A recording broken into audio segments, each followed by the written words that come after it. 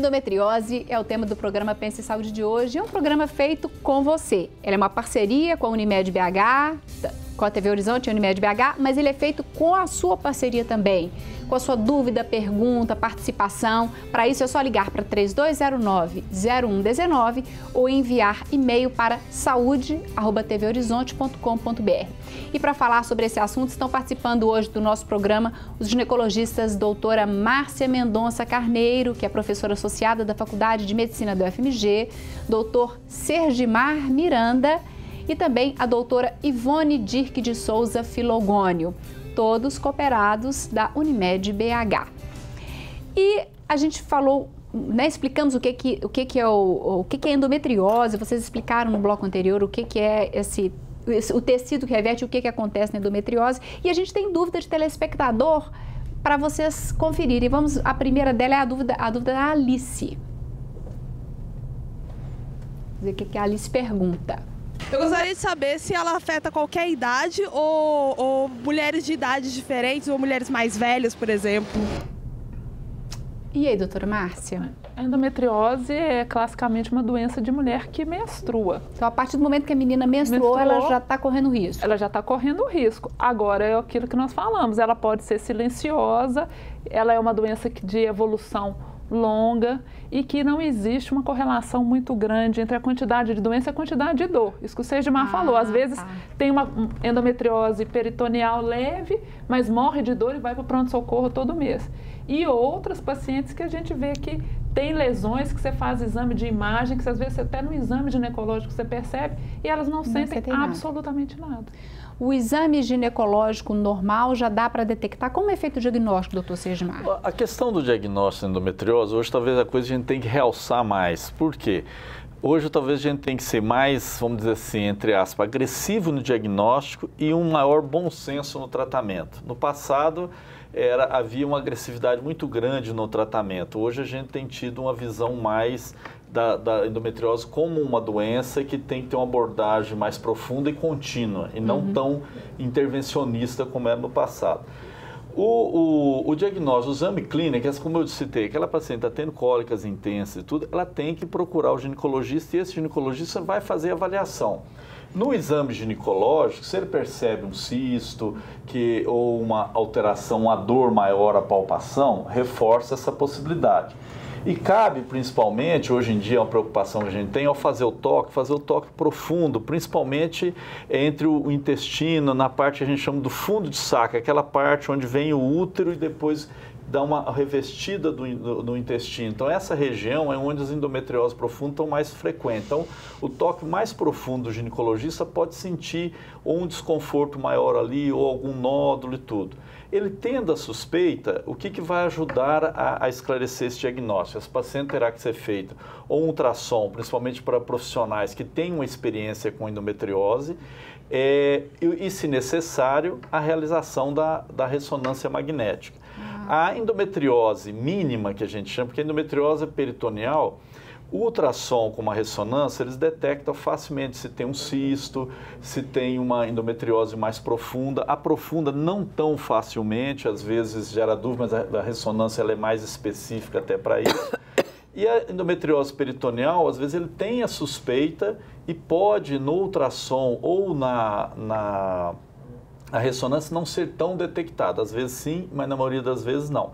E aí ele vai ter que avaliar que na maioria das vezes não será necessário fazer uma laparoscopia só devido a isso. Ele vai ter que avaliar caso a caso para ver qual vai ser a evolução, o método que ele vai realizar, se caso o ultrassom ou a ressonância não esclarecer totalmente o quadro. Certo.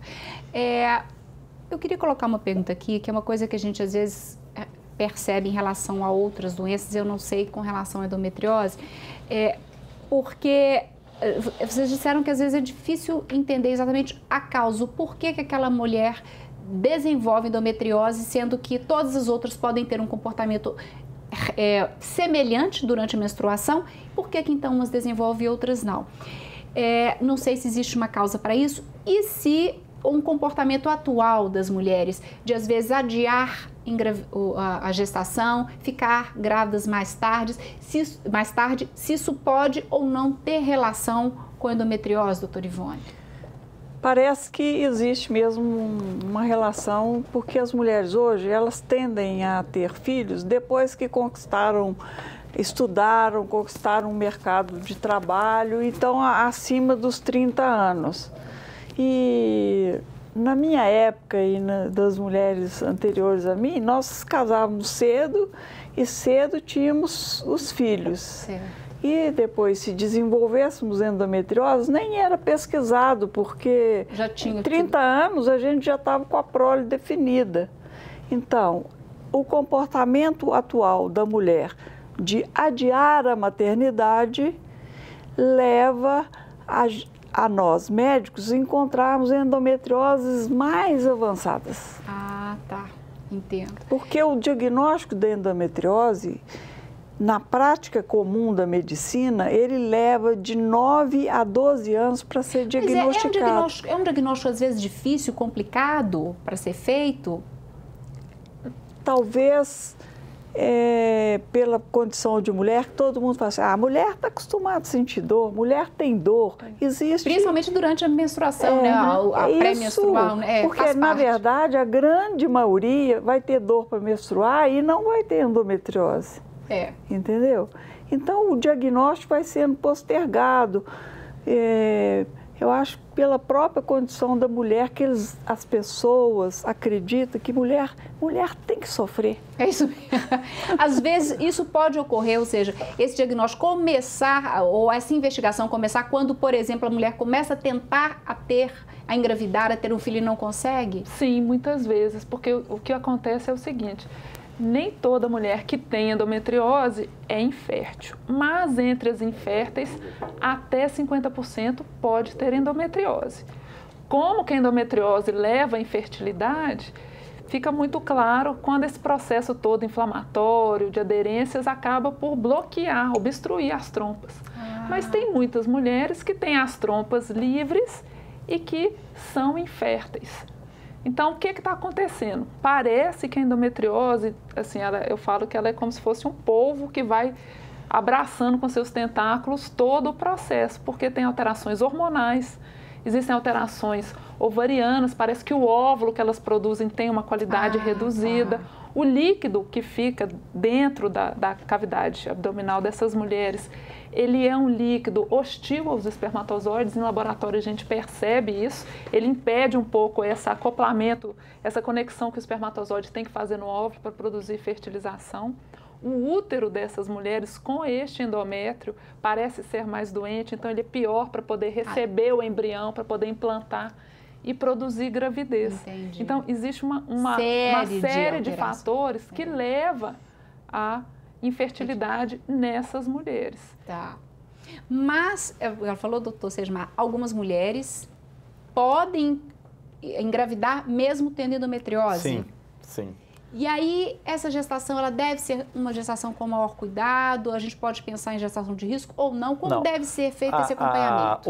Ela engravidou, se ela tem ou não endometriose, a evolução da gravidez em si, semelhante a qualquer outra. Sim. A única questão que tem que se antenar é que essa paciente, que vamos dizer que ela tem uma endometriose mais avançada, se ela precisar fazer uma cesariana, ela é uma cesariana que necessitará de um cuidado maior, porque essas aderências às vezes podem dificultar o ato cirúrgico. Então ela tem que ser feita, quer dizer, o obstetra, ele tem essa informação, ele vai ter os cuidados necessários e exigirá uma atenção maior.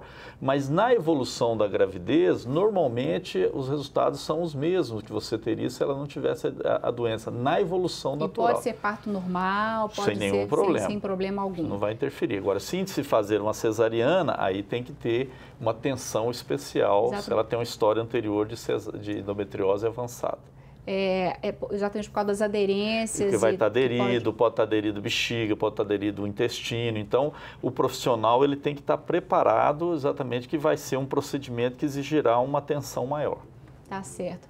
A gente está falando aqui, nós estamos falando em mulheres em idade reprodutiva, que você pode ter. Depois eu quero falar mais profundamente sobre o tratamento, mas antes, às vezes ela teve uma dificuldade ou às vezes ela conseguiu ter uma gestação e ter o primeiro filho, mas a endometriose continua ali. Ela pode continuar, deve fazer um tratamento pós, ou a mulher que já fez um tratamento, ela pode ter uma recidiva, ou seja, essa endometriose voltar, doutora Ivone? A endometriose, ela se não tem cura, ela é um processo contínuo. O que a gente faz tratando, no caso, com medicação, é abreviar aquela corrida da endometriose, fazê-la mais lenta.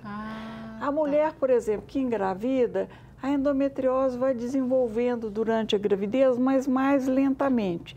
Terminada a gravidez, ela já tendo o diagnóstico de endometriose, ela terá que continuar o tratamento. Se ela foi submetida a um procedimento cirúrgico para tratamento de endometriose, depois ela tem que continuar o tratamento medicamentoso, porque a endometriose ela não tem cura. Você diminui a rapidez com que ela se desenvolve. E o princípio do tratamento, hoje o doutor Ivone falou, é manter, suspender, entre aspas, essa menstruação. Então, todo o princípio da medicamentoso, quer dizer, quanto você tiver mais êxito nesse tratamento, a evolução da doença, como a doutora Ivone disse, será mais lento. Então, você tem que dar a essa paciente uma qualidade de vida. Certo. Então, a gente costuma comentar que a paciente endometriótica, ela tem que estar, ou se ela não estiver grávida, ela tem que estar, ou se ela estiver liberada, se estiver menstruando, é para engravidar. Se ela não tiver grávida, não quer engravidar, o ideal é que essa menstruação fique suspensa. Quanto mais eficientemente você conseguir que ela fique sem menstruar, e para isso tem várias opções de tratamento, a possibilidade da evolução dessa doença será menor. Então, ela vai ter uma doença que evoluirá com uma intensidade menor, rapidamente, uma agressividade menor, e evitará também que ela faça cirurgias com certa frequência. Hoje a gente tem reservado a intervenção cirúrgica em endometriose para casos específicos. Nós vamos falar sobre elas, então. Resultado o controle medicamentoso, ele tem sido bom, mas você fala assim, pô, tem uma forma milagrosa que tomou esse remédio? Não, é caso a caso. Como em tudo, né, gente? Mas daqui a pouco, então, a gente fala também dos casos em que é necessária a cirurgia. Mas depois... E eu aproveito mais uma vez, nós vamos para o intervalo, só que antes, se você quiser participar com a gente, é só ligar ou enviar e-mail. O telefone para participar é 3209-0119 e o e-mail é saude@tvhorizonte.com.br. Nós vamos para um rápido intervalo, voltamos em instantes.